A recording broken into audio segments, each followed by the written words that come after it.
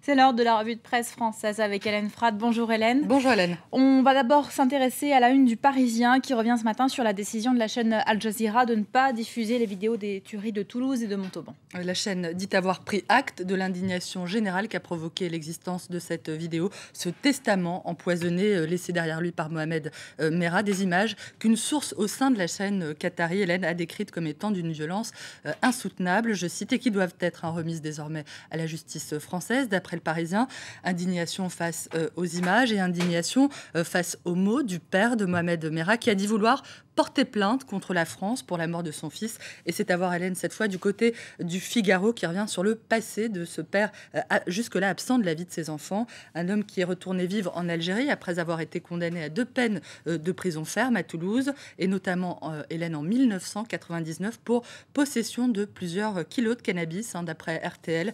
Mohamed Benallel Merah qui a demandé à ce que le corps de son fils soit rapatrié en Algérie.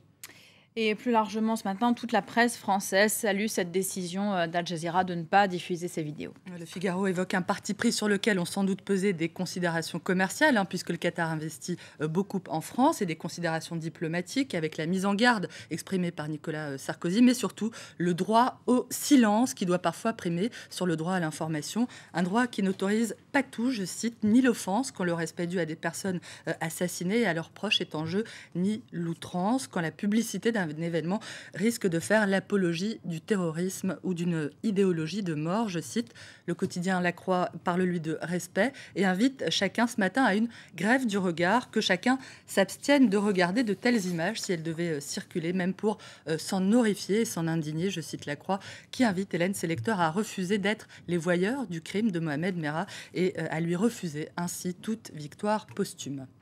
La Croix qui revient également ce matin sur la volonté de la communauté musulmane française de prévenir toute forme de radicalisation. Le journal a choisi de donner la parole à ceux et à celles qui tentent de lutter contre ce phénomène, et notamment, Hélène, à Abdelhak Edou, qui est le coordinateur de l'aumônerie musulmane à la maison d'arrêt de Fleury-Mérogis.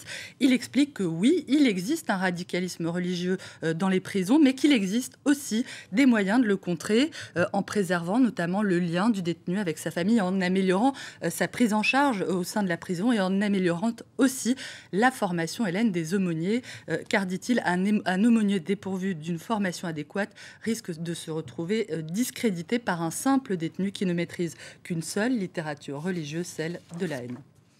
À voir également ce matin le coup d'envoi de la procédure civile qui oppose Dominique Strauss-Kahn à Nafissatou Diallo à New York. Après sa mise en examen hier à Lille pour proxénétisme aggravé en bande organisée, DSK risque de se retrouver embarqué dans un processus que le Parisien qualifie de long et coûteux. Une procédure, Hélène, qui pourrait se solder par un procès et de lourds dommages et intérêts, à moins que les deux parties parviennent à se mettre d'accord sur une éventuelle transaction financière. Bref, on en serait tout juste au début d'une vraie partie de poker. C'est ce que nous dit ce matin le Parisien. Dans la rubrique Justice, Hélène, toujours du côté de l'affaire Bettencourt, cette fois, Le Monde évoque l'existence d'éléments judiciaires qui conforteraient le soupçon d'un financement illégal de la campagne électorale de 2007 de Nicolas Sarkozy. C'est en tout cas ce qu'aurait affirmé le juge bordelais Jean-Michel Gentil en charge du dossier, en se basant, Hélène, sur plusieurs témoignages qui font état d'une visite de Nicolas Sarkozy, alors candidat, au domicile de la milliardaire. C'était en avril 2007.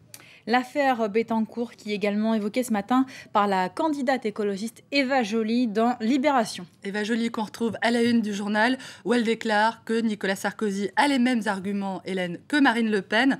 Voilà pour la campagne, et elle revient effectivement sur l'enquête en cours, l'affaire Bettencourt, pour dire que le financement de la vie politique en France est une vraie question, je cite, et que M. Sarkozy et son entourage ne pourront pas éviter que la transparence soit faite un jour sur les affaires Bettencourt, Karachi et Takiedine.